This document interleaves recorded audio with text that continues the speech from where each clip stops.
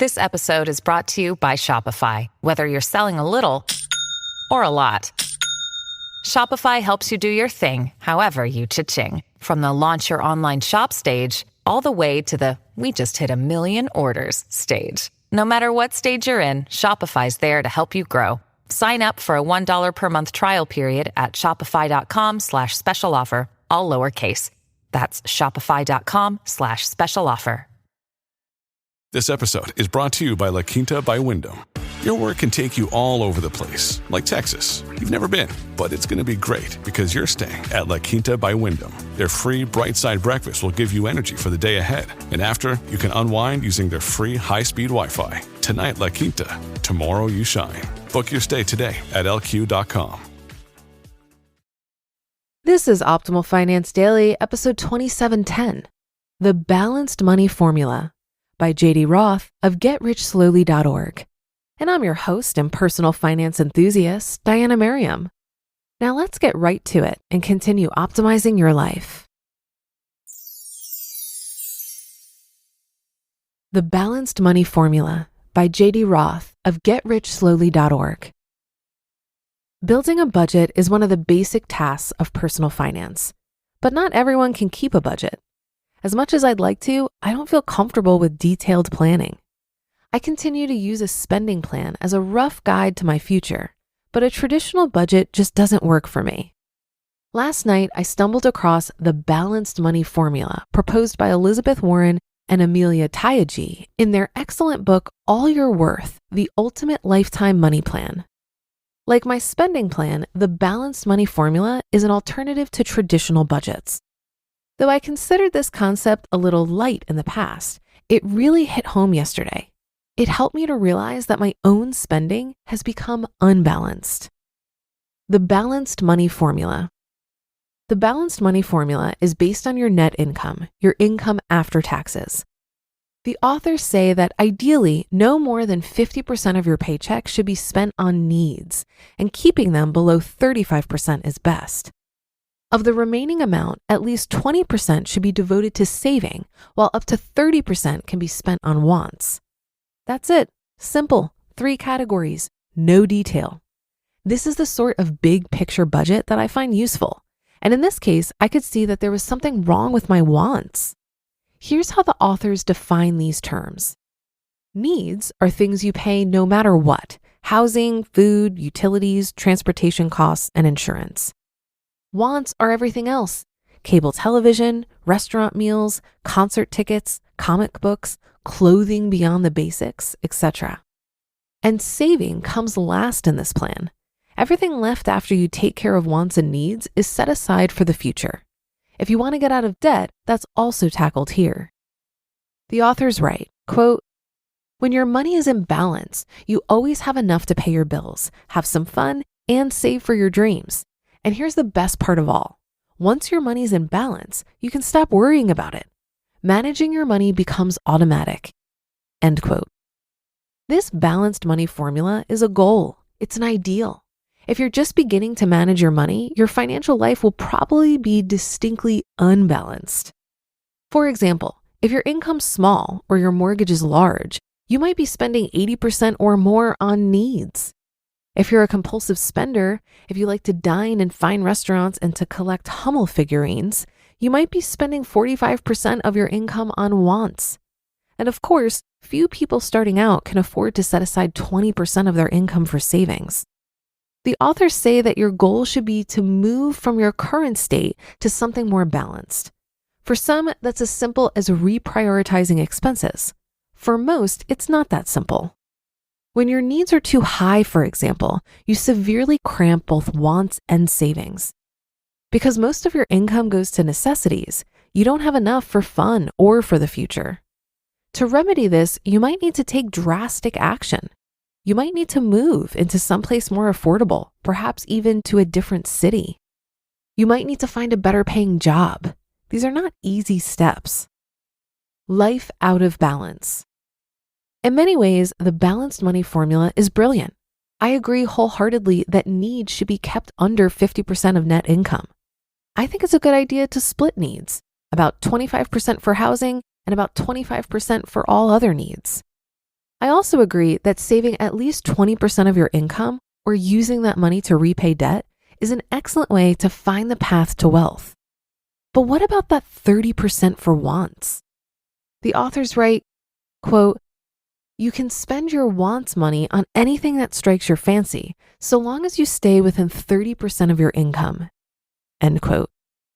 In fact, they warn against spending too little on wants, suggesting that those who spend less than 20% of their income on the things they enjoy might be missing the point of money. They say, quote, "You certainly won't get into trouble spending like this on wants. Even so, you should ask yourself, are you making enough room for fun?" End quote. Excellent question. And here's the truth. I'm spending less than 10% of my income on fun, and I can tell. I'm growing a little cantankerous in my old age. I'm letting things like a trip to the movies raise my blood pressure when I should just be enjoying life. I've paid off my debt. I'm not spending foolishly. I can afford to go to a movie, even if it's expensive. I can afford to spend the extra 29 cents to have a great mug of cocoa. All work and no play. I've written a lot lately about frugality, and I'm not about to give up my frugal ways. Thrift has been successful for me, has helped me to build wealth. But as some readers have noted, one reason to save money is to enjoy it. It's not just for the future, but for today. Revisiting the balanced money formula last night brought this point home to me. I've allowed my own money equation to become unbalanced again. Over the past few years, I've become a super saver. Initially, this money went to debt reduction. Now it goes to saving and investing. I'm proud of paying off my past and providing for my future, but maybe it's time to spend a little money on today. Maybe it's time to indulge myself. Maybe it's time to give myself a budget for fun. The balanced money formula puts a lot of minds at ease. It can definitely help you put your finances in automatic mode, but its simplicity also lends itself to being applicable to other life circumstances. If you're reaching for a goal, letting yourself get out of balance with the formula is what naturally happens. I also think being out of balance is something that should last only for a certain period of time. But what do you think? You just listened to the post titled "The Balanced Money Formula" by J.D. Roth of GetRichSlowly.org, and I'll be right back with my commentary. If you've been using Mint to manage your finances, I've got some bad news. Mint is shutting down. But now for the good news. There's a better alternative. Our sponsor, Monarch Money. Mint users are turning to Monarch Money and loving it. Maybe you're saving for a down payment, a wedding, a dream vacation, your kid's college. I've found that Monarch makes it so easy to help you reach your financial goals, whatever they are. I definitely wouldn't be able to allocate my finances or plan as clearly without help from Monarch. In fact, Monarch is the top-rated all-in-one personal finance app. It gives you a comprehensive view of all of your accounts, investments, transactions, and more. Create custom budgets, set goals, and collaborate with your partner. And now get an extended 30-day free trial when you go to monarchmoney.com/OFD. After trying out Monarch for myself, I understand why it's the top-rated personal finance app. And right now, get an extended 30-day free trial when you go to monarchmoney.com/OFD.